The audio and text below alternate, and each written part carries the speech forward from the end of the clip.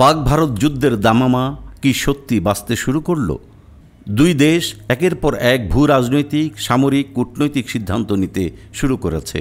গত কয়েকদিন ধরে দক্ষিণ পূর্ব এশিয়াসহ সারা বিশ্ববাসী উদ্বেগ ও উৎকণ্ঠার মধ্যে রয়েছে।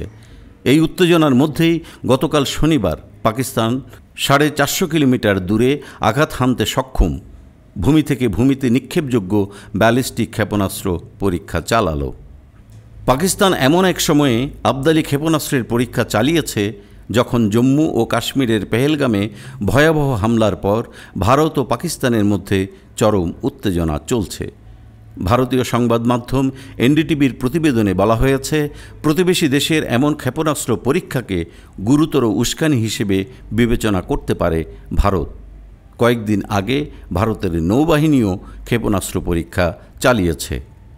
শঙ্কা, বিশ্ববাসী কি হিরোশিমা নাগাসাকির পর আর একটি পারমাণবিক যুদ্ধের সাক্ষী হতে চলেছে?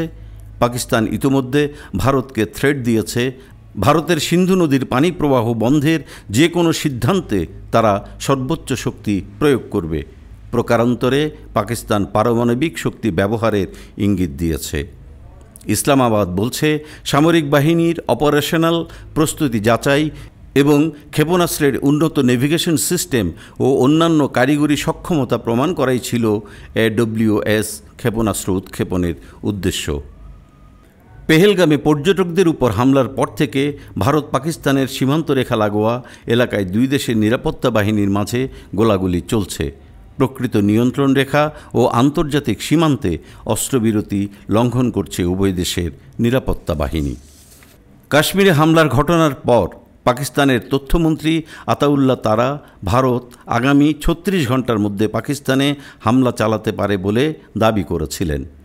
গত 22 এপ্রিল কাশ্মীরের পেহেলগামে বন্দুকধারীদের হামলায় 25 ভারতীয় ও এক নেপালি নাগরিকের প্রাণহানি ঘটে। কাশ্মীরে দশকের পর দশক ধরে স্বাধীনতাকামী বিচ্ছিন্নতাবাদীদের পাকিস্তান সমর্থন দিয়ে আসছে বলে অভিযোগ করেছে ভারত। হিমালয় অঞ্চল লাগোয়া ব্যাপক বিতর্কিত এই ভূখণ্ড নিয়ে প্রতিবেশী দুই দেশ অতীতে দুবার যুদ্ধ করেছে।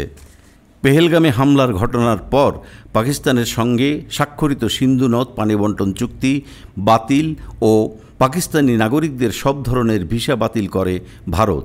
একই সঙ্গে দেশটিতে অবস্থানরত পাকিস্তানি নাগরিকদের নির্ধারিত সময়ের মধ্যে দেশ ত্যাগের নির্দেশ দেওয়া হয়।